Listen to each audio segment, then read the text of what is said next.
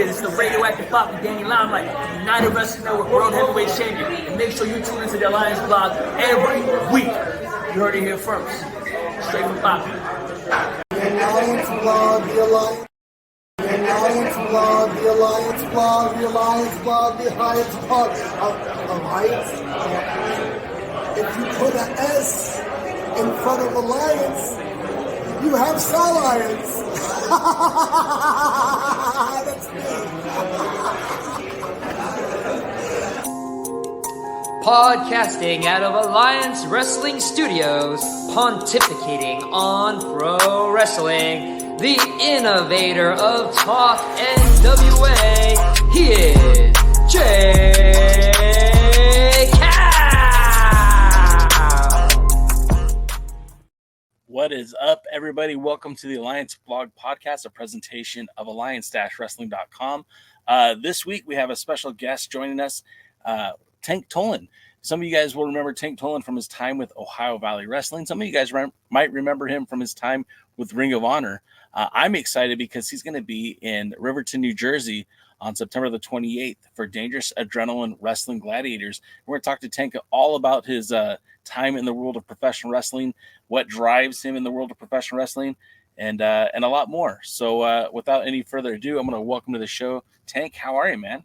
Hey, how's it going? Thanks for having me on, man. Yeah, absolutely. Of course.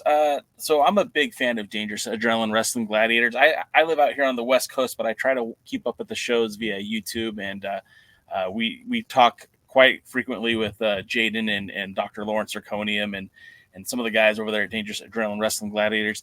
I got to know, how did you get hooked up with those guys over at DAWG? And what can you tell me about working with that promotion? It's a great promotion. And a lot of fun whenever I do the shows. I'd say, I have to say, I started doing some shows for them, I'd say about maybe 5 years ago or something. I don't know. It's been a while. It's been a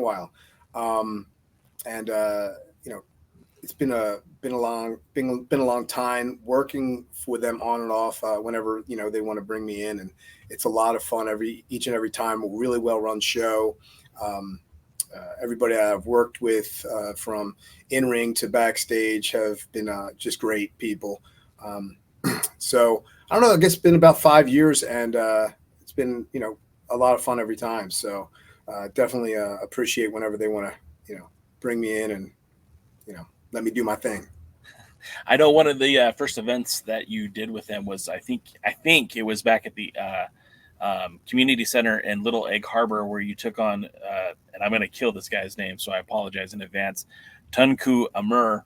And I think that was your first appearance for Dangerous Adrenaline Wrestling Gladiators. Does that sound right to you? Back in 2019? I don't know. It may have been. I remember that match, because I think also he was pretty new at the time. I think he was pretty new in the business, and it was. I think I was pleasantly surprised at how well he did, considering the amount of time he had in the ring, if I remember correctly. And I remember it wasn't. I remember it wasn't the shits. So that's a good thing, right? That's a great thing when somebody new to their business is not the shits. That's always a good thing. Yeah, and I'll tell you, because I can remember like my first matches, in the ring, outside of the Monster Factory, doing my first independent shows, and I was green as goose shit and nervous as hell. So it was could have gone either way. So I was really lucky that I had some good matches as well, and but I know what it's like to be in those shoes. So I always feel for someone when they're new in the business and they're green, So is that where you got your start? Was the Monster Factory? Yeah. I started at the Monster Factory. I got my start when I was in like third grade watching WWF. But let's talk about third grade, man. Let's talk about like what got you into wrestling, because that's the question I'm curious about. Like I love wrestling, freaking talk about it, podcast about it, but I never took the step that you took. I never went from fan to wrestler. I've always just been the person watching on the outside. What drew you to the sport of pro wrestling? Man, I would say first off, it was just, the size of these guys. They're like real life superheroes, obviously. Right. And I was a pipsqueak when I was a kid, and I was bullied. I've told that story a few times on podcasts, and that was a real driving factor was I was just a small kid, skinny, and I knew I wasn't going to be tall. But when I saw these guys, I was like, I might not be able to be tall, but I might be able to be wide. So I was like, my mission was, try to be as wide as I was tall. And, so that kind of got me into it to see like, hey, these are guys. And I was like, if I can get like that, get that big, maybe I won't be bullied anymore, that kind of thing. So, I was just in third grade, and my friends, I had a couple best friends that would watch it, and I'd go over to their house, and we just, next thing I know, I'm hooked on it, and we're just, practicing the moves in the room, and all the stuff you're not supposed to do. Right. The tried this at home stuff. Of course, we were doing it because we're little kids, and then it was really cool because their parents were really supportive of the business, and they actually set up a wrestling ring in the backyard before one of the WrestleManias, and we all had different wrestling names. Now I'm going to date myself because this is like WrestleMania like 3 or something. I don't even know. Sure. It's a long time ago, but it was like, I remember I was Little John Studd. That was my love it.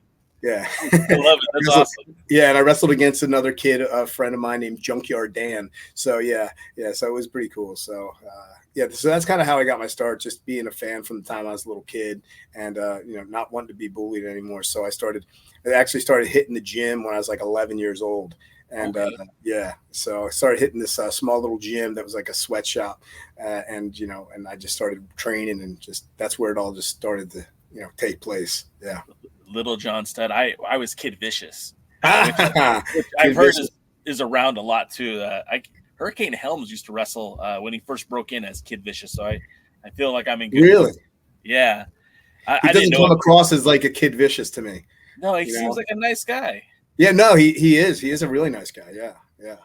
So so third grade to the Monster almost Factory. backyard wrestling, right? Yeah. Then like you said, you're hitting the gym hard. Like, were you playing sports in high school as well too, or were you just focusing on the conditioning and getting big? No, I actually, even though I was not the tallest guy, I was always like very athletic. So any sport that was there, I'd be going at it. I'd be going after it. So it didn't matter if it was basketball, wrestling, baseball, football, volleyball, hockey, boxing, all that stuff. I loved everything. I especially loved anything that was a combative type sport. That was always, especially once I started working out, I started getting more confidence. And even when I was a pipsqueak, I liked football just because it was, I just liked being able to have that physicality. So when I was able to, get a little bit more size to me, and that went along with my speed. I had a lot of speed. I think, I don't know if it was just genetics or the fact that I run home from kids when I was a little kid. So damn scared. I got some speed behind me, but yeah. So I don't know. I just had a lot of athleticism and a lot of enjoyment for sports in general. So sports and training just went hand in hand. And I was a gym rat from the time I was just a little kid on up. So I wrestled in high school too, and I would imagine that somebody of your size, even back then, I mean, if you were hitting the gym as hard as you're saying, like, I gotta imagine just with a little bit of technique, you were deadly out there. I did all right. Yeah, I mean, there's some really good wrestling around New Jersey, really strong, and kids that come out of the womb wrestling. So I mean, from right off the bat, like from a technical standpoint, I was behind the 8 ball. But I will say that, my just natural athleticism, and I think my natural mind for combative sports, and I think also, of course, my speed and strength really helped me out. I definitely had some really quick pins on people that if I wouldn't have gotten from if I didn't have the athleticism, because I didn't have all the best technique at first, that didn't come until later on, more training and everything like that. So, yeah. I had a guy in my school who had no wrestling technique at all, but he was very, very strong. Mm-hmm. So he'd just get out there and he would just manhandle guys because he had the strength. And it's like, wow, like the old adage, technique beats finesse. But if you got that strength behind you, man, you're dangerous. Yeah, it's funny. One of the things I did learn, and I guess I was kind of lucky because I liked to box when I was a kid too. And one of the most important things I learned that helped me not only with wrestling but with professional wrestling was just conserving your energy. So because there's a ton of guys out there that are big and bad, like as far as like their strength and like ungodly strength, but what happens is they just gas themselves out so fast, and they don't know how to use just enough for what you need to conserve the rest of the energy. So yeah, I imagine with all that footwork too from boxing and wrestling, I'm sure that kind of got you a little bit more advanced too when it came to the Monster Factory. Well, it definitely did. It didn't hurt, that's for sure. Yeah, I mean, just being athletic in general and getting the the gist of what it takes to do certain things, and also when you're watching it from the time you're a little kid and on up, and you're practicing, but of course you're doing half the stuff wrong probably. But by the time I got to the Monster Factory, I mean, I was watching it through college, and I had a couple really good buddies who we'd be watching it in the dorms, and then we'd be rewinding the tape, because it was on VHS tape. We'd rewind it, and we'd rewind it and watch it and watch it and watch it and watch it, and then we go out in the yard, and I'd be seeing what they did. I was seeing a whole bunch of stuff that's always working on the left side, and always the way they'd come off the ropes and the way they'd post and brace themselves and all that kind of stuff, the way they'd be bumping. I was learning that before I ever got in the ring. So, because I just studied it so much. And I also love studying just so many different people over time. Sure. That I got to see a lot of different things and learn before I even stepped foot in the ring. So when I went and tried out for the Monster Factory in October of 2000, Larry Sharp, Pretty Boy Larry Sharp, tried me out, and he said, he said, you got a lot of natural talent, kid. I really like what you bring to the table. I think you got like a lot of chances to a lot of potential to go someplace and do something. And at the time, I'm taking it with a grain of salt because I'm also giving him like $3,000 or something, whatever the price was. Hey, yeah, you got what it takes if you got the cash. You got a bright future as long as that check clears. We're good. But I did believe in myself. I did know that I had some athletic ability that maybe some other people didn't possess. Even though I wasn't the tallest guy, I knew I had potential to at least do a little something. So. Well, like around 2002, I mean, there was kind of a look. It's obviously changed a lot even since then. But even in 2000, you saw a lot of the smaller stature guys kind of break through in the business. Guys like Eddie Guerrero, Chris Benoit, Chris Jericho. I mean, none of these guys were over 6 foot, but they were starring on Nitro and Rey Mysterio, like not even the luchadors, just the technical wrestlers, Dean Malenko. You had a lot of guys who were not exactly 6'7", but were able to still be stars. So that's got to be kind of a good feeling for you too when you're getting into the training where when you and I were growing up, we saw these guys who are larger than life. They're so big, but you don't necessarily have to be 6 foot to be a superstar. Was there anybody, you said you studied a lot of tape. Was there anybody who you tried to pattern yourself after, or was there somebody that you just really liked that inspired you? I wouldn't say that there was anyone in particular that really said, I want to wrestle like that guy. I know there's a lot of people that are like, man, I just want to emulate that guy. I mean, I think I just took bits and pieces from different people, whether it would be certain techniques or certain types of charisma or character or the way they would carry themselves, little things, from here and there. And I think that's kind of what kind of got me, to where I was as far as developing myself. I think people, I did love watching Jericho, when he was in Japan, and same with Benoit. I liked a lot of the really early stuff, that was really awesome stuff. Obviously awesome through their whole career, but right. I liked watching a lot of their stuff before they were the big guys in WWE and stuff like that, and WCW. So Benoit and Jericho were great, and obviously Eddie Guerrero is phenomenal. There's just so many great people in that have that stand above in their own way with their own little things that they do. So, but I mean, of course, like, then there's, of course, the main, the staples, like, your Stone Cold and guys like that. And, Piper and Jake the Snake and, I mean, Mr. Perfect. I mean, you can go, depending on the era, there's so many people that are just made. I mean, Savage, what a phenom he was. I mean, he's just phenomenal. One of the greatest, man.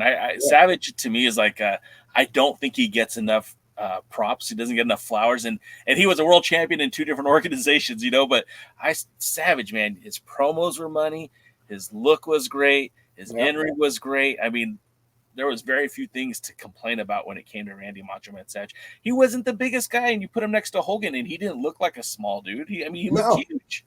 No, I think he was like 5'10" or something. I don't think he was. Yeah, like I don't think he was like. If he was 6 foot, he's barely touching it. I mean, I know that, like, but just when you have that much talent, if you're close to 6 foot, I think sky's the limit, Yeah. So, but yeah, I mean, to go back to that, seeing the smaller guys start to come through, that was great.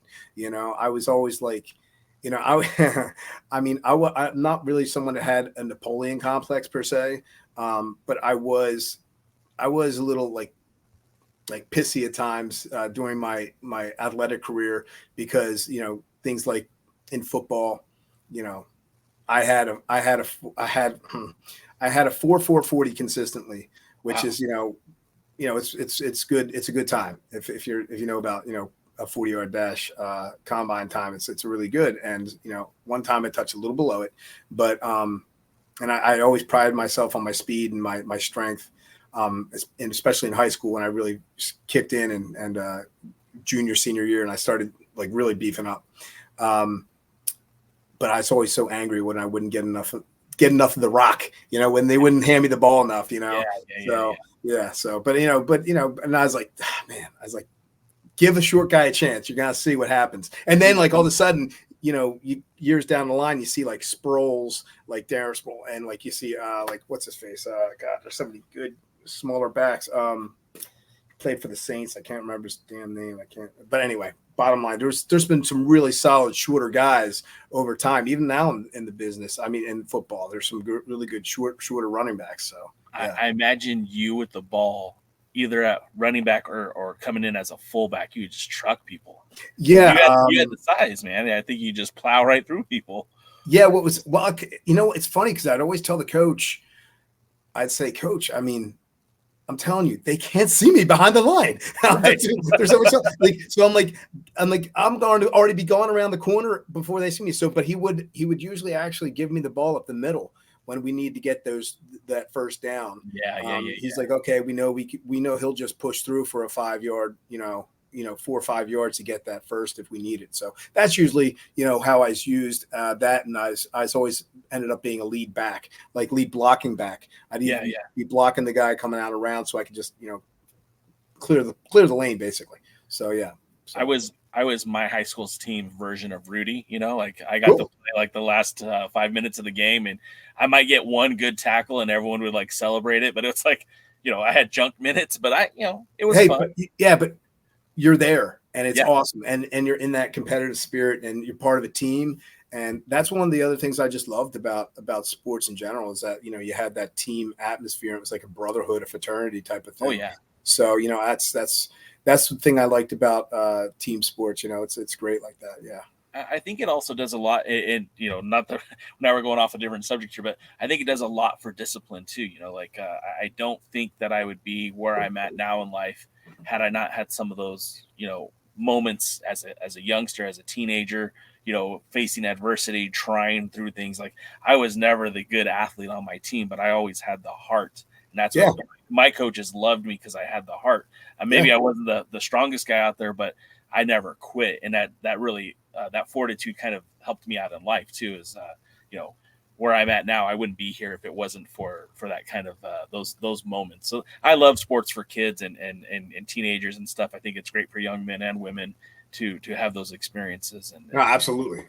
Yeah, I think team sports is one of the best things you can get involved in because it does teach you discipline, and it teaches you so many different aspects of how to work with people in general in the world. So I think it does. I think I have my degree in physical education, and I was a phys ed teacher for many years, and I would always tell kids, and people look at phys ed like, oh, you go out there and you play dodgeball or some crap, and it's like when I actually sit there and I say, look, physical education is so much more if someone who is teaching it makes it to be that, like I try to tell people, like, look, man, we could be teaching life skills on so many different levels.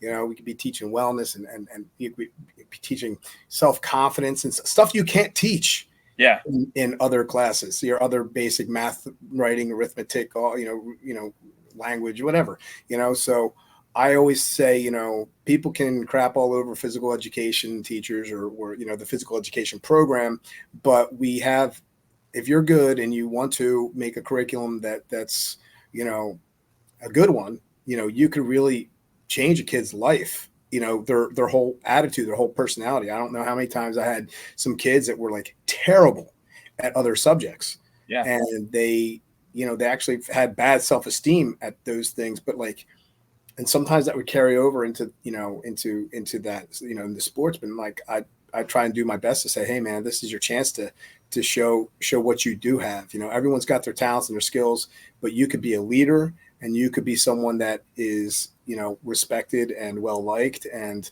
you can help other people eventually, by showing, that you're part of a team and things like that. So, there's a lot of different things that come along with being part of a team, which is great, motivation, knowing that, other people are depending on you and a million different things. Yeah. Yeah. That's still wired in the old noggin we're talking about 30 years ago, and I'm still having those memories and stuff. Yeah, absolutely. So let's get back to Monster Factory. You're trying out. Larry gives you the pep talk, says he thinks you can be a star. What was that experience like? Because I know every wrestling school is different, but the Monster Factory, I mean, that's a world famous wrestling program. I mean, I live in Southern California, and out here there's we have a lot of schools. One of the best ones is the Santino Brothers Wrestling Academy. Yes, sure. It's from wrestlers. It's people who've broken into the business and did it the old-fashioned way, learned how to do it. And a lot of their talent from that school are now in the WWE or in AEW. Right. And so you could see what a good wrestling school can do for you. Tell me about the Monster Factory, because I mean, I know there's lots of wrestling schools up and down the East Coast. I'm sure there's a dozen in New Jersey alone, but the Monster Factory is something special. Yeah, definitely. I mean, some really, big names, strong people have come through that, through that factory, through that school. And, back in the day, I remember when I signed up for it, they touted it as the Harvard of wrestling, the Harvard University of Wrestling. I love it. That's perfect. Yeah. Which, it's smart marketing, right? It's smart marketing. And, back then, you had wrestling schools, but, it was still kind of, it was also, you had a lot of people that were doing all their backyard bull crap at that time because of the ECW and stuff like that. And no knock on ECW. They ran their show the way they ran it, and they were a different product, which was great for the business because it did give something else. And it did kind of make things evolutionary in some aspects, and Paul Heyman is an absolute, genius in his own way and brilliant with, all the ways he brands and pushes things and crafts. He's very skillful, and I'm glad I had the pleasure of working with him, for a decent period of time. But yeah, I mean, back then it's you had some okay wrestling schools, but not many around. And it wasn't, and the internet wasn't what it was now, and searching things out and learning things online or whatever, we're learning where to go. It was still the dirt sheets and pretty much. And that, so, just to be able to have the Monster Factory, I was in college and I said to myself, I knew I was getting my teaching degree, but I was like, this was still my dream. This is still my childhood dream. And I said, hey, maybe if I go to, of school, I could become a weekend warrior or something, So I just happened to look it up. I was like, there's the Monster Factory, only 25 minutes from where I was living once I graduated. And so I was like, yeah, this is it, man. And they were really good. They really taught me the correct way, with a lot of things with the business, from, you know, the in-ring technical stuff, you know, a lot of the basic stuff at first, you know, got me going to learn properly, as opposed to, you know, just doing some backyard bull crap, or going to some seminars that, you know, are taught by some Yahoo who doesn't know what the hell they're doing. So, you know, so I was really lucky to do that. And, you know, he got me started on the right foot, which was crucial in the business. I've heard it anyways. I mean, I've heard it from, you know, even somebody like Bully Ray, you know, his illustrious career, like his first foray into being trained, he felt like he got swindled and taken advantage of, because the school he went to wasn't the most, you know, prestigious. So I guess what my question is to you, are you glad that you went to the Monster Factory? Because it sounds like you learned a lot while you were there. No, absolutely. I mean, like, I learned a lot while I was there. You know, it really definitely helped being able to go to a school, you know, 4 days a week, basically. You know, I'd go there sometimes Thursday nights, and then Fridays, Saturdays, and Sundays. And I got to, you know, work with the same people week after week, and you get comfortable with the same people, which is good, because when you're learning the ropes and you're being taught, it's good to kind of work with people that you feel comfortable with already, because, you know, trust is a big thing in the business. And it was great because I was learning properly, from, you know, the technical aspect of it to, you know, character development, you know, promo work and stuff like that. So it was really done well. I will say, I think it's, you know, may I say, it's even better, being done better now by Danny Cage, you know, who's running it now, who was there when I had broken in, and, you know, became friendly with him back then. But he's done great things to carry it on since, you know, Larry Sharp, and it's phenomenal. Yeah. I was going to ask you, have you seen, like, I know Apple had that special, the wrestling documentary series on the Monster Factory. Did you check that out, and did it bring back the old memories? Yeah, no, well, I mean, it was fantastic. I mean, it was, you know, it was funny because it was like, it was different from when I was there, but I mean, I knew what it was now, because I'd stopped by and I visited and said hi to Danny and stuff. And I got to stop back in and say, hey, I still talk with him on Facebook and stuff. And he's still someone I respect and think he's doing a great job. So, but yeah, I mean, it was definitely different from when I was there, because when I was there, Pretty Boy Larry Sharp was running in this like little strip mall thing. And it was like, you walked in, and it was funny because, like, these rings, there's like 2 rings in this like little, I mean, it wasn't a very big room, but there are 2 rings that were probably like, I want to say maybe like 12 by 12 or something. Maybe not even that. Maybe 10 by 10. I don't know. Wow. Yeah. Not big. So running the ropes and stuff. And so it was a lot of close quarter, not a lot of room for stuff. And it was like lower ceiling, so you weren't learning to do all the stuff off the top. But it was good because you were also learning like the technical stuff, like the chain wrestling and stuff, and working on your character and your charisma. Like, charisma is natural, a lot of it, but I mean the just your, you know, character development and learning how to cut promos and that kind of stuff. So I mean, it was definitely a lot different from what you saw on Apple Television, let's just say that.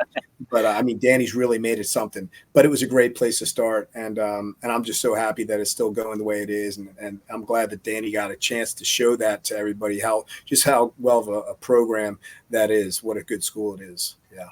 How was it different when you touched down in Ohio Valley? Because obviously that's a very different environment. I believe at the time Danny Davis was still doing a lot of the training down there in Ohio Valley. Yeah. How did that, like, you know, the juxtaposition of being in at the Monster Factory and then going to OVW, like, how was that process for you? Yeah. I mean, it was, I mean, as good as the Monster Factory was with, like, you know, having me learn the basics and, you know, stuff, and get me a good base, a good ground to stand on to, you know, continue my training and continue my education in wrestling was, I mean, it was great what they supplied me with. I'll say that, you know, in the Monster Factory, it was great. You know, but you were always working the same people. You would be, you know, doing the shows, and it was always the same guys on the same shows. They didn't really bring outside people. It was pretty much, you know, basically like, you know, if you were part of the school, you did the shows, you know, and which is fine. That's great because, you know, you're kind of part of the crew, which was great. I had a lot of success.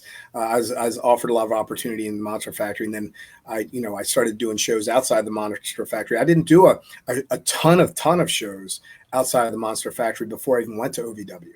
I probably did like maybe 20 or so shows outside for like PCW, which was Phoenix Championship Wrestling, which was a guy named Donnie B, who was Mike Bucci, who was Simon Dean or Nova. Yeah. So basically, worked for them too, and had some good experiences with them breaking in. But once I got accepted to Ohio Valley Wrestling, it was their first ever WWE tryout camp to basically become part of OVW to work towards a developmental contract with WWE. So basically it was like, I saw it online and I was like, oh my gosh, this is, let me send in my application, my promo pick. And I sent it in, and I think there was like from around the world I think there was like 10,000 or so applicants, and they chose 50 people, and I was lucky enough to be one of them. And then we did like a week of training with Dr. Tom there, and Danny Davis and Rip Rogers and other people from the WWE, just checking and watching, Rocky Johnson and the guys, and Jim Cornette, obviously. But yeah, man. So, I mean, I got there and I was just surrounded by so much great talent, that they chose from. And I was lucky enough to have a great week.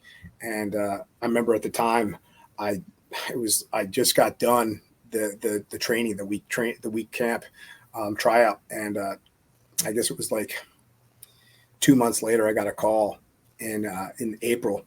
And it was Jim Cornette. And I remember I was managing a fitness store at the time because I was trying to do more wrestling. So I got out teaching. I was doing more wrestling. And my buddy owned the store, so he let me run it. And he called me and he goes, "Tank, Jim Cornette, how you doing?" And I was like, I mean, like when I picked up that phone, I saw the 502 area code from Louisville. And I was just like one of these, there's like, "Hey, Mr. Cornette, how you doing?" He's like, Great. Hey, say, we really liked you. We were just thinking, how would you like to become part of the OVW family and work towards a developmental contract with the WWE?" And it was like one of those moments where I was just like inside. I was like a little girl, like, Sure. But no, I was so excited, so psyched. And I was just like, and I composed myself. I was like, "Absolutely. Thank you so much for this opportunity." And he's like, "Great. When can you get here?" And I was like, "Let me just give me 2 weeks to not screw over people." And he totally respected that. And he's like, "No problem." And I was out there in 2 weeks, drove to Louisville, and on Derby weekend, Kentucky Derby weekend, and it was just an amazing experience. And I'll never forget the first time I stepped into that OVW arena again, being part of that. I was so happy, but so intimidated when I first walked in there. All these people that have already come from there, like, Batista had just gone up there, and John Cena had just gone up there, and Randy Orton had just gone up there. So many people had just gone up, and it was a big deal. So we were like kind of like the next batch, and does that, if I'm just trying to establish timelines in my own head, so it was like CM Punk still around while you came up through OVW, or was he? I was there before CM Punk. Oh, you were there before him. Okay. Actually, I was there when he came in. Okay. I was actually the first guy to actually be nice to him. I think most people couldn't stand him at first. So, and it seems like that hasn't changed a whole lot over the years. It's funny. It's funny though. Like I don't know. We kind of just got each other right off the bat, and I got his sarcasm, and I got his attitude, and he wasn't that he was a dickhead. He kind of really what he was just more of a sarcastic bastard, and you either got him or you didn't. Sure. And he had already been around the business a long time, done a lot of stuff. Had a lot of respect in the business, but once people kind of got to know him more, they got to like him, and the locker room did like him. We all liked him. I liked him. I still, he's one of the guys that when I got released, he's like one of the first guys to call me. He's like, yo, man, that's bull crap.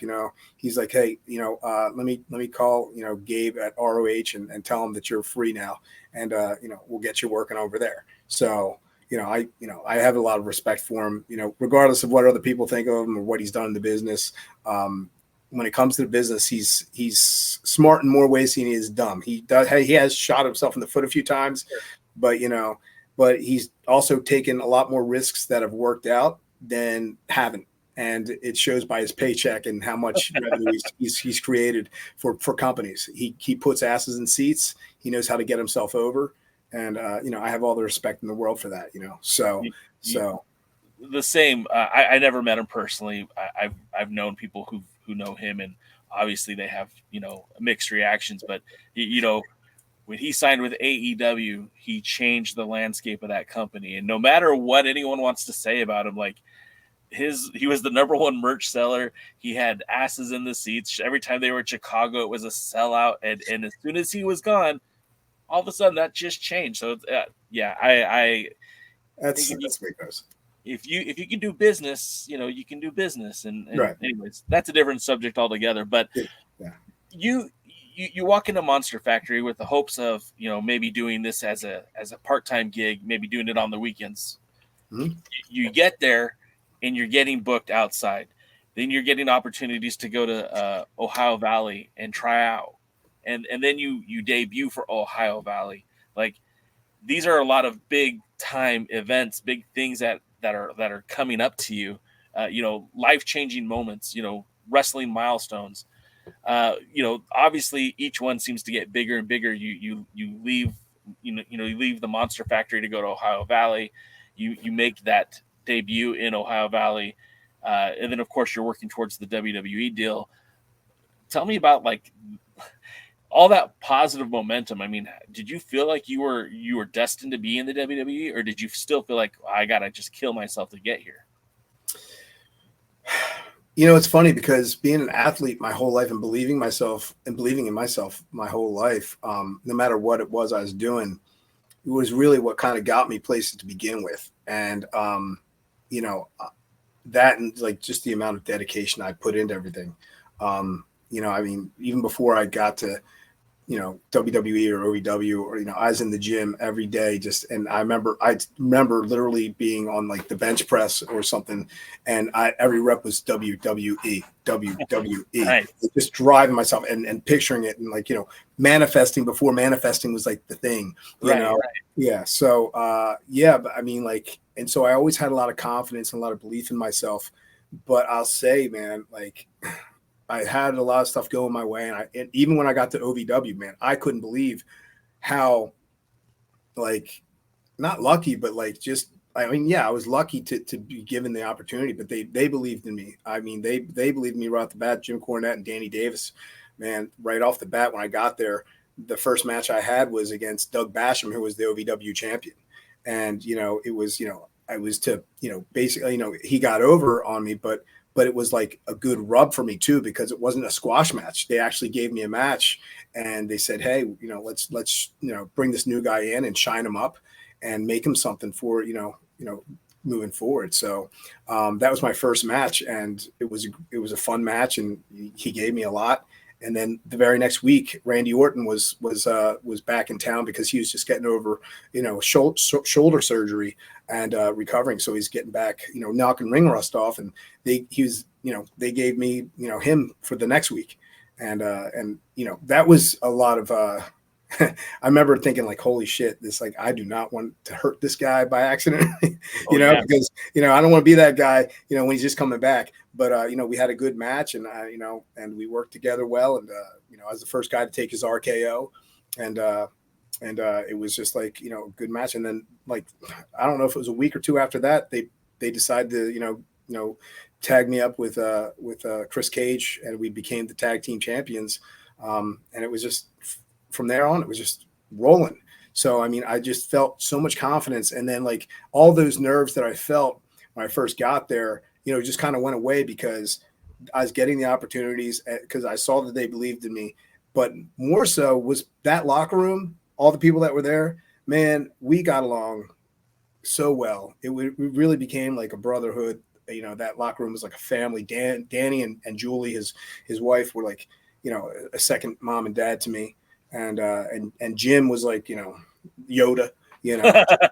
There you go. And I was in a tag team. So like, you know, for me to be in a tag team, like that's his thing, you know, tag teams. So when he put me in a tag team, you know, and he made, you know, put the titles on myself and Chris, you know, I knew he believed in me. And it was so amazing to learn from someone like that, who's just an absolute like encyclopedia of wrestling and genius when it comes to psychology and getting yourself over and promos and all that. So, you know, and getting heat. He gets heat, motherfucker, man. He still gets heat, and he hasn't been on TV in years. Yeah, but I mean, like, man, I mean, he knows how to do it. But yeah, but I mean, no matter what people say about Jim, how crazy he is or whatever, you know, I love Jimmy, and I will always be so appreciative to the opportunity that Danny gave me. It's, you know, I wouldn't have gotten to where I was if it hadn't been for them, or at least not as easily. So I met Cornette at an NWA show, you know, back when they first started with Billy Corgan's NWA. Oh, yeah. And nicest guy, man. Like, I was just a guy with a camera taking a picture, and you know, people don't know this, but Cornette's a photographer. Well, I was gonna say that's how he started out. Yeah, and so he starts telling me like how to use my camera, because I'm just an idiot that's holding an expensive camera, and he's like, "Oh yeah, you got to change setting here, change setting there," and then he's like showing me how to take better photos. I'm like, and I'm just some asshole and standing in the crowd, you know, and he took the time to do that, and that meant a lot to me more than anything else he says. He just treated me like a regular dude, and that was pretty cool. So I have a high opinion of Jim Cornette as well, and yeah, just going back to that time in OVW when you win the tag titles, I mean, it wasn't like you were wrestling some, you know, no-name tag team. You literally were wrestling Lance Cade and Mark Jindrak. Jindrak was, you know, achieved a high level of success with WCW, being a former tag team champion there. And, you know, obviously part of the Invasion angle, he came over, and, you know, I know they were repackaging him and stuff, but, you know, Cade was the late Lance Cade was a great dude. He had had a lot of history with the NWA as well. Yeah. And I mean, those are two perennial superstars that they put you in the ring with and put you over. And of course, you know, I know that those guys were heading back to the main roster, but Right. I mean, that says a lot about what they thought of you and Chris to put that match for you guys and allow you to have that victory over that tag team.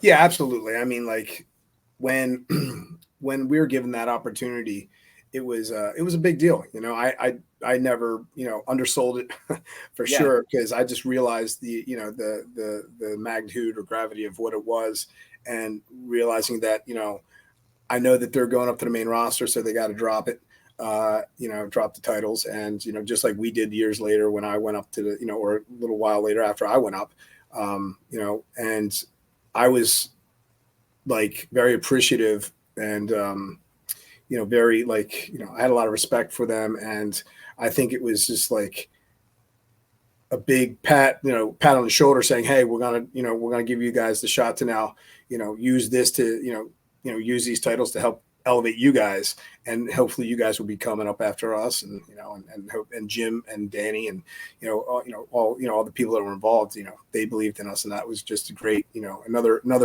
you know, shot of confidence for sure, you know, so. Yeah.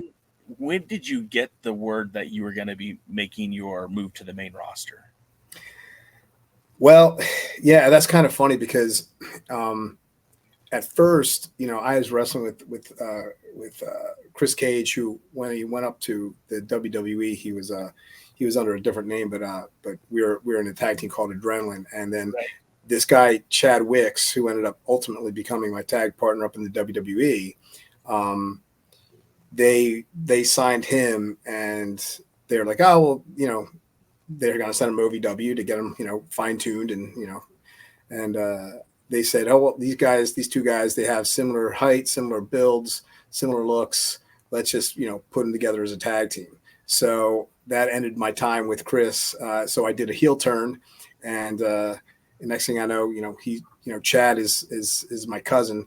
And we're the Tolands, or the Blonde Bombers, or whatever. And that was my first heel turn, and it was great because I love being heel. I love being a heel is just phenomenal. It's so much fun. But that's kind of like, it was funny because like right before I just turned heel, and when I turned on Chris Cage, and I was hitting him in the ring, I felt a little snap in my arm, and it hurt, and I was like, what the heck was that?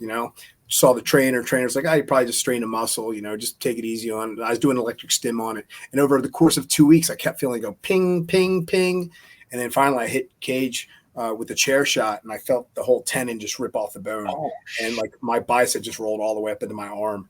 And so which really sucked because it was very bad timing, because that was on a Wednesday for the TV taping, and then on Friday the WWE, like Stephanie McMahon, the writers, Johnny, like people were coming to watch us and see who they liked and who they were wanting to look to bring up. So there was no way in hell I was going to miss that, even though I just torn my bicep. So at that time, Tommy Dreamer was was basically the right hand man of Johnny Ace. And, he'd taken over Dr. Tom's spot, and for talent relations, and I went there and I wrestled a couple matches on that Friday with a torn bicep, cut promos, and I was in the back, and I felt like it went well, and I was in the back getting a drink in the locker room area, and Tommy Dreamer came up to me and said, "Hey, Tank, I got good news and bad news." And they're like, "Stephanie absolutely loves you. She wants to bring you up right now. She wants to put you on the roster right now and bring you up. But I had to tell her you just tore your bicep, and you got to get surgery. You have to." Yeah. And I was just like, man, come on, man. I mean, literally my tears started welling up. Sure. I thought, hey, I'm under developmental contract, and, they could just let my ass go, So yeah. Right as he's telling me, Stephanie walks into the back, and she comes up and she's like, "Hey, Tank," she's like, "I just heard that, I'm so sorry that, you tore your bicep." It's just like, "Look, I don't want you to worry. We're not going to do it. We're not going to let you go or nothing. You're safe." He goes, "As soon as you get healed, we want to bring you up." And so it was bittersweet, but, because I got the pat on the back, but at the same time, it's like, I still got to, go through all this, recovery. So what an amazing vote of confidence, though. Literally the daughter of the chairman of the board, who had a lot of power back in those days. I mean, that's pretty awesome. Yeah. And I'll say that, as far as that family goes, she was a sweet person. She really was. I can't say anything bad, about, her in general. I mean, she was always very nice to me, very polite. Yeah, it really, really sucked. So I healed up, and during the time I healed up, I never missed one show. I came out like in a wheelchair with a neck brace, pretending that I got beat up by Cage in the back, my arms in a sling. And I still cut promos every week, and I was on television every week, and it was great. It was a great angle. And I did some of my best mic work and writing of promos during that time, to the point where WWE office saw it and liked what I was writing and liked the way I cut promos. And so when I did eventually go up and become one of the dicks, and we were doing backstage vignettes, they let me write my stuff. So, which is big, because not a lot of people would get to do that. Right. Yeah, no, that's real big. That's huge. So when we got brought up, we weren't even supposed to be the dicks. We were just supposed to be Simon Dean's henchmen. We were supposed to be his lackeys, like two muscle head guys, but then they they ended up changing that, because we were starting to run into the ring from the audience and just take out who had ever just wrestled, take out the winner of that. We just whoop them, lay them out, and then we did that for a couple weeks. And then one time I ran into the ring doing that. We'd always wear black tank tops and black slacks, and one time we were doing that, and I just ripped off my shirt, and threw it, and all fired up, and went into the back, and Vince was just like, "Oh man, I really like the way you ripped your shirt off, and you threw it, and you got the black slacks on." He's like, "You're reminding me of a Chippendale." And he's like, I'll tell you what, next week come back with Chippendale look. I want to see what that would look like. So I was like, "Oh, okay." He's like, "I got an idea." Because Vince has had some good ideas in his days, but he's also had some real fucking stinkers. Sure. Yeah, pardon my French, but you're good. Okay. So basically, next week, so during the week, we went to our seamstress, said, "Hey, can you make this up real quick?" We had our gimmicks made up, our gear made up rather, and came back and we showed him. He's like, "Oh, I love it." He goes, "All right." And next thing you know, so Stephanie says, "Hey guys, come up with a wrestling name." And make it something wrestling but sexy. I mean, but like wrestling but Chippendale. And I said, okay, Sure. I'll think about it. So I was thinking about it and brainstorming with Simon Dean with Nova and came up with the name Weapons of Mass Seduction. There you go. Yeah, I thought that was cool because it's wrestling. It's tough, but it's like seduction. Yeah. It was also timely at the time, too. Right? And my whole thought was like, if we're gonna do this character, I'd love to do it like a Rick Rude, Val Venus crossover type mashup, or Sure. something along those lines, So, but unfortunately, we were on SmackDown, and when you're on SmackDown, it's network television. I mean, it's network television. It's earlier hours. It's a little bit more family friendly, especially then. They're trying to go this like little family friendly route. Yeah. Not good to be a dick on a family friendly type of situation. So so anyway, but we got the dicks because we became the dicks because as I was telling Stephanie right out ringside when everyone was training, I said, yeah, so I'm thinking like Weapons of Mass Seduction. And she's like, oh, I love that. And then all of a sudden out the corner of my ear, I hear, why don't we call him the Swinging Richards?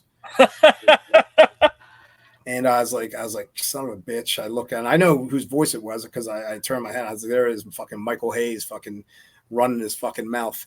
And God, that still pisses me off to this day. It's bad enough when you're our height, and sure. And you're a freaking Chippendale looking guy, especially when you were used to being Tank, and it's and my whole persona before was like, I'm like a pit bull. I'm not the biggest dog in the fight, but you're gonna have to kill me to beat me type of deal, Right. So now I'm all of a sudden going to something else, and it's all fine and good. I was gonna try and make it work the best I can and try and survive until how many people could become something else later on. You're not always Isaac Yankem, Yeah, So great point. But when it comes down to it, that's she's like, I looked at her and she's like, don't worry, I'll handle it.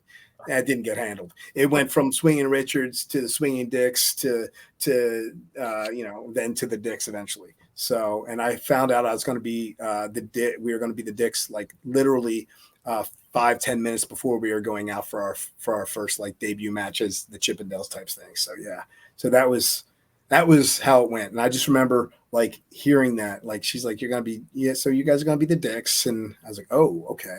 And I was like, she's like, you're going to be James Dick and he's going to be Chad Dick. And I was like, damn, and I thought like, can't I just be Tank Dick?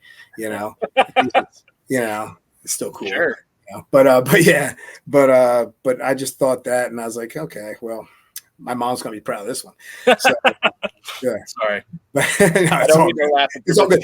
Good thing my mom has a really good personality and sense of humor. So, but so, we went out there and I just remember thinking what Jim Ross had said later on when he heard about it. And he goes, well, that's got a limited shelf life, So, yeah. So, but we tried to make the best of it.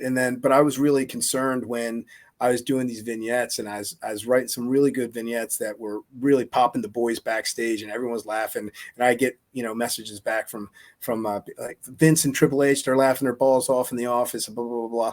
5 minutes later after that, like, hey, you got to go recut it because it's not going to make it through the censors. I was like, son of a gun. So, a lot of stuff got watered down. I told Stephanie, hey, look, I'm concerned about how this is going to be because, this is more of a gimmick or characters that should be on Raw, not if we want to do it right. She goes, don't worry, we'll make it work. We'll figure it out. And I was like, okay. So what are you going to do? Yeah.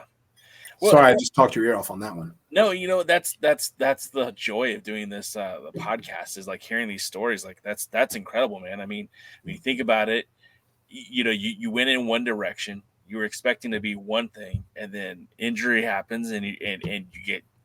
It's the old adage, you make lemonades with some lemons, and it sounds like you had to make a lot of lemonade during that time because the injury, the name change, the gimmick change, and then the PG rating. That's certainly going to slow down some of that forward momentum too.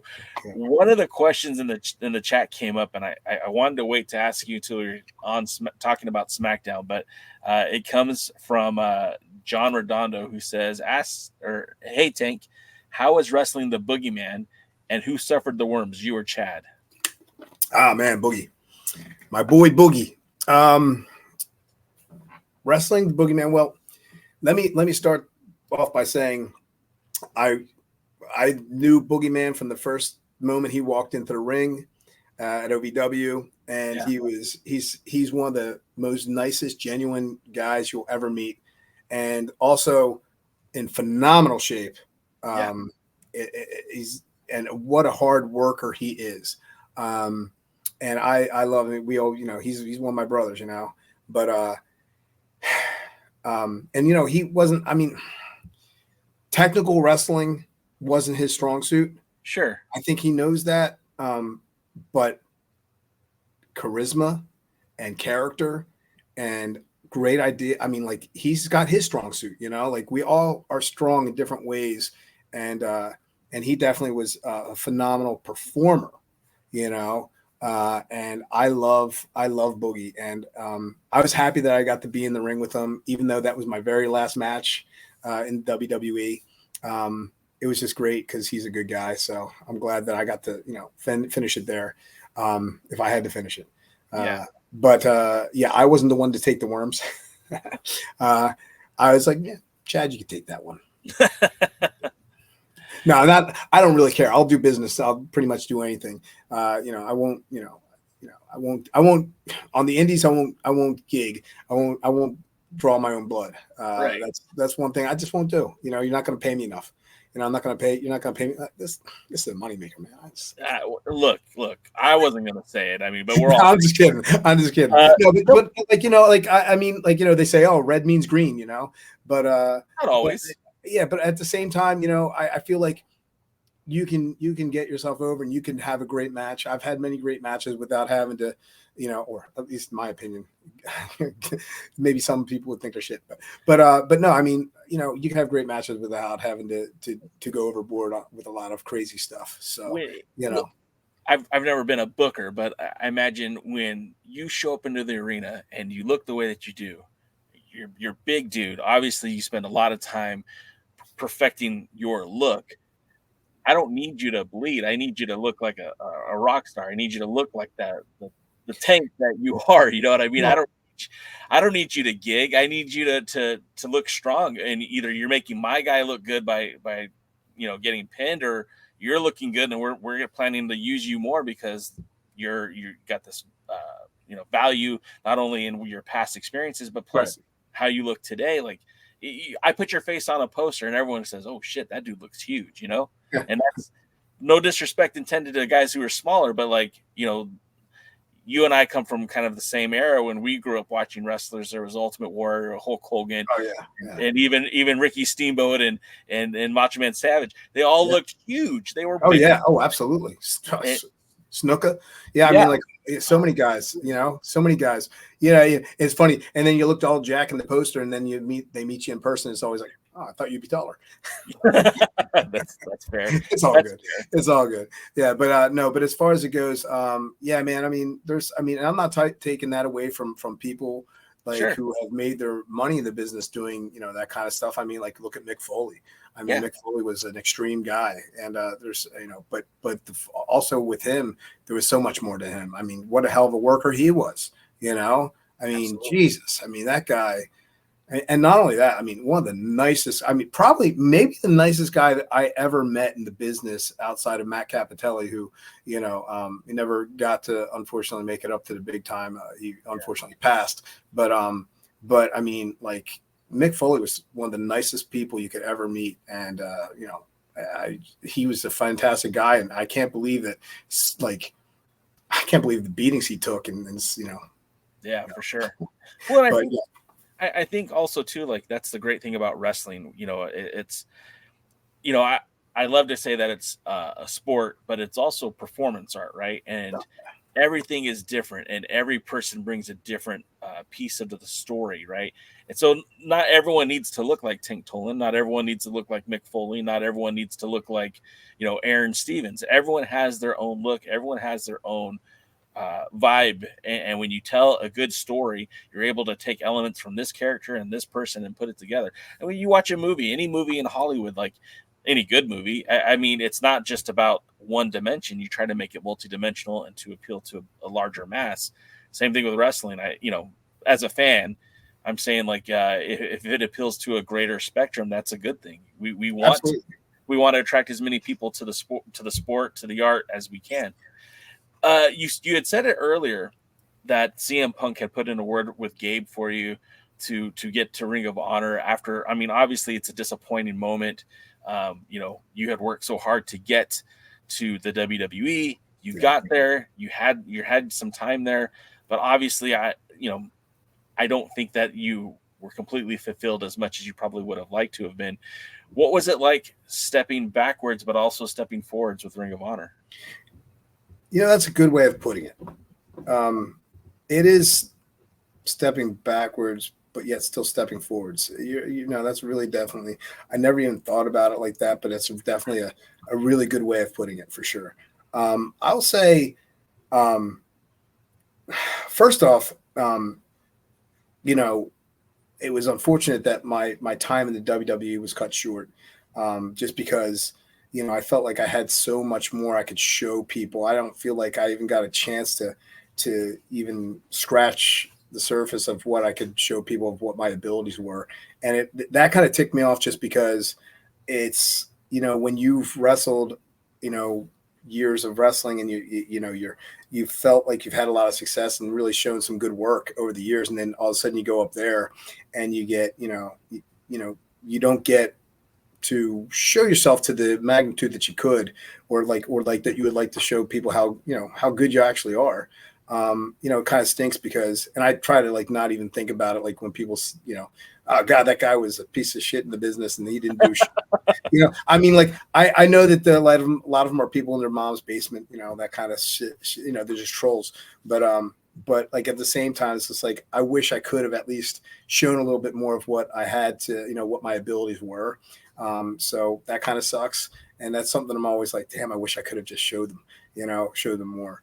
But and also during that time in the locker room, that was a really rough time in the locker room. A lot of cancerous type people, and it was just a tough time. But like, and being a new guy, of course, you're going to get hazed, and you're going to get all this stuff done to you, which is fine. It's not a problem. I had no problem with it. My tag team partner, on the other hand, didn't handle it so well. But like when you get to that point and you get saddled with like a gimmick that you're not really comfortable with, but you want to work at it, and then you have a partner that you never really gelled with from the start.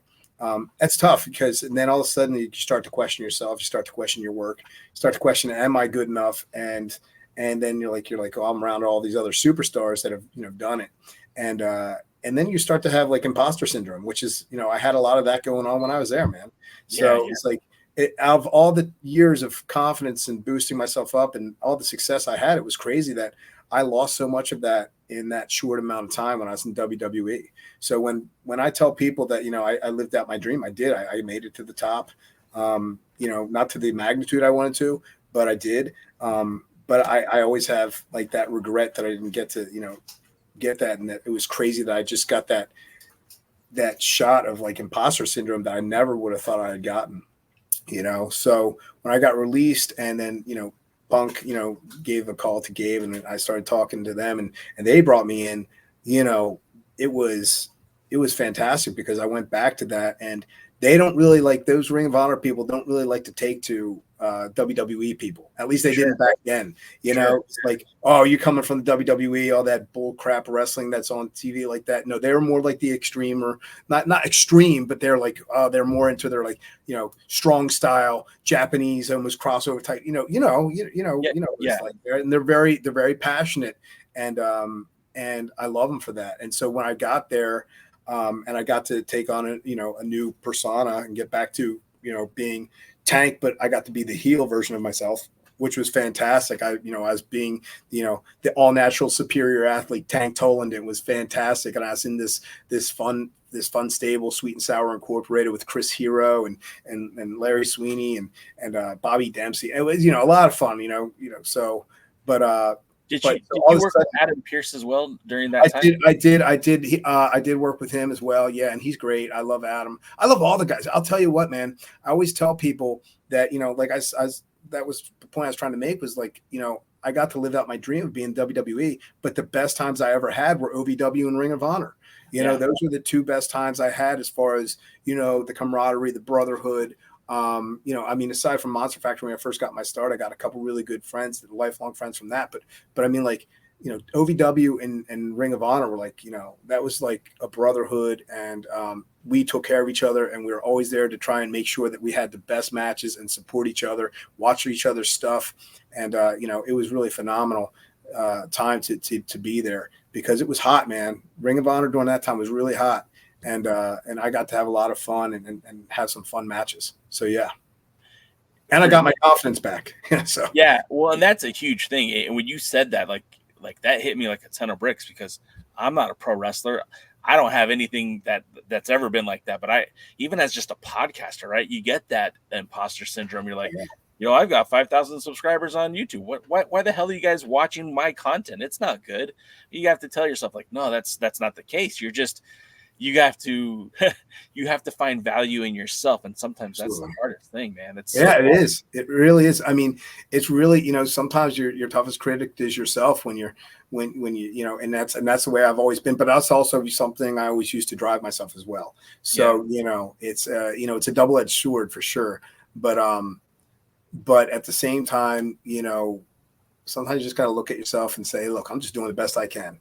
And, hopefully, people will appreciate it. And you're doing this podcasting, and, you didn't start out with 5,000, so you got to give yourself credit for what achievements you make. Oh, yeah. All the highs, all the lows. Yeah, man. And that's the thing. Mental health. Like, I'm a big proponent of mental health, and I don't mean this to sound like an asshole or anything, but I think everyone should be in therapy, right? I think everyone should benefit from just talking to somebody and talking through your struggles, because absolutely, we don't have to do this alone. No, absolutely. Hey, look, I'll tell you straight off the bat, like, I will echo what you just said. Everyone should be, doing some type of therapy, because it's just good for you. It's just good, being a health and phys ed person. And, I always tell people, it's wellness. Wellness is not just, being physically well. It's being well mentally, emotionally, spiritually, whatever it is. It's an all-encompassing thing. So, I think it's important that, you take care of yourself in all aspects. So, that's awesome. Yeah. And also sometimes just cut yourself some damn slack, Yes, absolutely. You know what? I liked you before, but I really like you now. Your stock just went up in my book. I appreciate it, buddy. Getting to Ring of Honor. Yeah. Now that's, like you said, that's a completely different world from the WWE. I mean, it's similar in that you're wrestling, but the audience is different. Yeah. The style of wrestling is a bit different. Did your time in Ring of Honor make you a better wrestler, or did it just show you how to change styles? Like, did it make you a better performer, or did you already have those skills in your toolbox? I think that each match, each promotion, each person that you come into contact with, or every match you work, it's an opportunity and to improve upon yourself and your work. And I think I did become a better wrestler, even if my skill set didn't necessarily change that much. I continued to learn about the business and grow, and network and get new relationships and see how other people do things. And Ring of Honor definitely, especially because when I first started working the business, it was a small group of people, Monster Factory. Then I got to venture out a little bit into the independents, and I remember my first match as we're in a tag team, and it was I just did a tag team match. It was a one-off. It was these two twins called the Power Company, and it was me, and they put me with Gilbert. If you remember Gilbert. Yeah. So that was like actually my first match outside of Monster Factory, and it was so funny. It was a funny match. I mean, it was a little bit of a shit show, but just doing my best. And I mean, it wasn't a terrible match, but it was like, it was just like a funny thrown together thing. But but yeah, you learn a little bit each time, and you're just knocking a little bit more green off every time. Sure. And and I'll never forget, like, the first time I ever wrestled Joey Mercury. He had already had a developmental contract once. He's back on the independents, and I remember I was working and I did a match with him, and I remember I was pinning him. I was going over on him, and I was still pretty green, and I remember I was pinning him, and as I was pinning him, I didn't hook his leg, and they're counting 1, 2. He goes, "Hook my fucking leg." I hooked his leg real quick, like, "Oh, sorry." Yeah, but because him and Christian York had a developmental contract, I think, for a very short amount of time before he got his big time chance as Eminem with Johnny Nitro and stuff like that, and he was a guy that I really liked in the business because we were in OVW at the same time too, and it was just great. And he was around for the longest time, and really he was a really smart guy when it came to the business and how to work and stuff. So, but yeah, I mean, you always are learning something. No matter, if you open yourself up to it. I mean, there's a lot of boneheads in wrestling too, who just think that they're just going to go in there and get themselves over and they're going to do what they want. And, it's just like, the more humble you are and the more that you realize that you can learn from everything and everybody, no matter if they're better than you or not, like in whatever aspect, like, you could always learn something. So, yeah. So to make a short answer long as friggin' hell, I think I got better each and every time I'm out there, and I feel like come the 25th or the 28th rather, I'm gonna learn a little bit more. Well, and hopefully I can give a little bit too. Well, you said knocking the green, and when we're talking about Flag Boy Connor, he's got a very big mouth, and Jim Molyneux is looking to shut that mouth. And so I mean, of course, you call Tank. You got a problem, you call Tank. Yeah. I used to hear this story from Adam Pearce when he was in Ring of Honor, that any time that somebody got out of line, it's like send in Dark City. And I feel like Jim Molyneux is like, hey, send in Tank, because Connor's kind of been running his mouth, getting involved in matches. And, I don't know that he is ready for you come September to the 28th, almost at October, Saturday, September 28th in Riverton, New Jersey. Tell me about your return to DAWG. It's been a while, but I think this is a new start for them. They had taken some time off from their non-college shows that they've been doing. They were running in Glassboro quite regularly, but this will be their first time in Riverton, and you'll be with them for this event. So tell me what you have in store for Connor the Flag Boy. Yeah, it's funny because I actually did a show that they did for DAWG. I did a show for DAWG. They did an outdoor show at Glassboro back in the spring, I think it was, and got to work their champion at the time, and it was was it that? Yeah, it was. Anyway, it was like, it was a good time. It was a good time when I worked there, and but I did run into to those clowns, those knuckleheads, and yeah, man, he's a cocky little bastard. I'll tell you. The way he runs his mouth, for someone so green in the business. Yeah.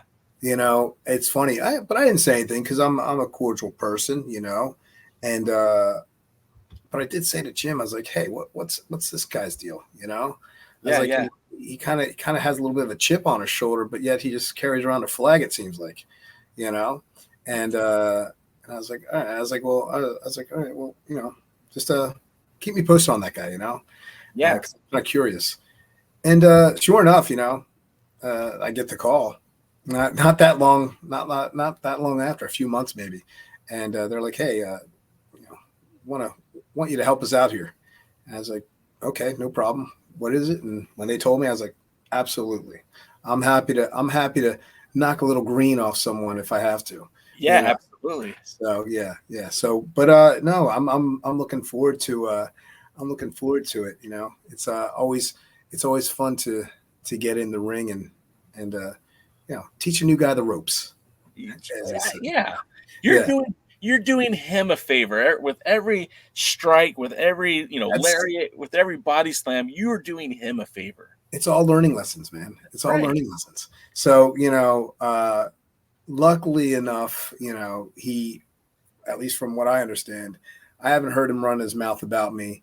I'm not sure what his take is on stepping in the ring with me. But I will say that that it doesn't matter if he's in, Vatican City. I mean, he's going to be in a church, but it ain't going to help him. So he can say his prayers, take his vitamins, do his training, whatever. It doesn't matter. It doesn't matter if you're in a church. It doesn't matter if you're in a synagogue. It doesn't matter where you are. You're going to get a lesson taught to you, and that's what's going to happen. So I love it. I can't wait. I think the fans in Riverton are going to be very excited to see you in action. Of course, Goldie will be there.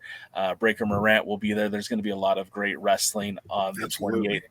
I think this is going to be one of the best events all year for Dangerous Adrenaline Wrestling Gladiators. And I know that the fans in Riverton are going to be lucky to be there live. And of course, all the fans that watch on YouTube as well. All those matches go up there. Tank, I really appreciate your time, man. You're a pleasure to talk to. I've known about you. I watched your wrestling in 2004. I got to admit I wasn't watching Ohio Valley, but I did see you on SmackDown, and I've seen your matches in DAWG, and it's really cool to meet the guy who I've been watching for such a long time, and wishing you nothing but the best and all the luck on the 28th and beyond. So thanks, Jay.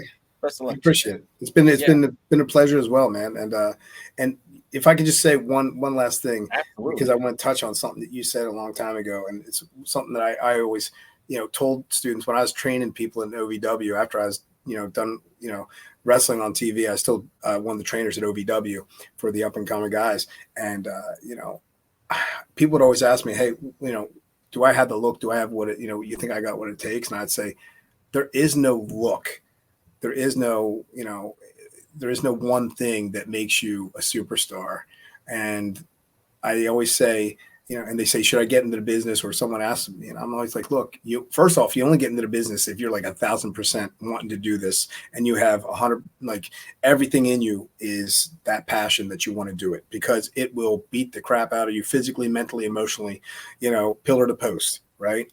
And 99.9% of the time, you're not going to get the success that you would hope for, I mean, it's to make it to the big time, to make it to like WWE, for instance, that's harder to make it to a professional sports team. There's less roster spots, So, I do temper, when I tell people that, hey, look, gotta want it more than anything else. You got to put in the work and the dedication. But at the same time, have grounded expectations, but reach for the sky, that whole crap. But at the same time, realize that anything's possible. If a guy my height, can go out there and make it through just hard work and determination and just working it, someone that's built like a twig can do it.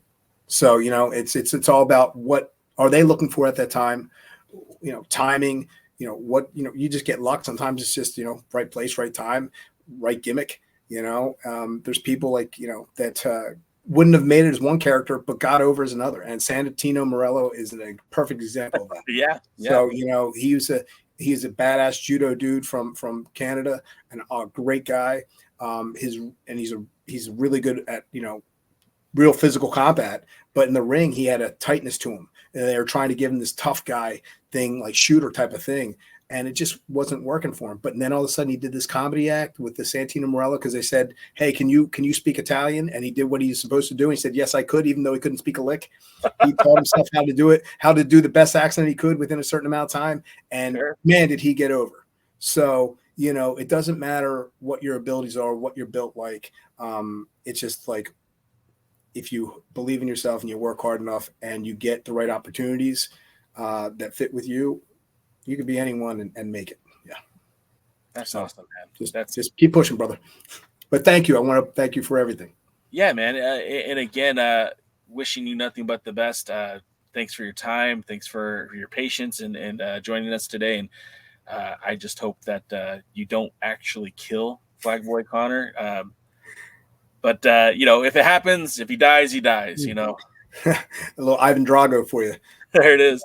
Yeah, no, but absolutely, man. No deaths, just a good lesson. There it is. All right. Well, thanks for your time. That we're going to wrap it up here. Again, that follow Dangerous Adrenaline Wrestling Gladiators. They're on social media, on X, on Instagram, on YouTube. Subscribe to the channel. If you're going to be there, bring your tank signs, cheer them on, and thanks again for your time. Thank you very much. Appreciate it. Have a great is. night. You too. Take care. Bye. That's Tank Toland. That was his home gym, Kikuchi. You're right. That was his home gym. That dude is such a good dude. I'm so glad that he joined us today. Want to thank Dr. Lawrence Zirconium for setting up that interview. And again, we'll be back with more of the Alliance blog next week. Hope you'll be with us. And until next time, we will see you at the matches. Thanks for joining the stream. This has been a presentation of Alliance-Wrestling.com. We genuinely appreciate your support. Would you consider subscribing so you'll never miss a future episode?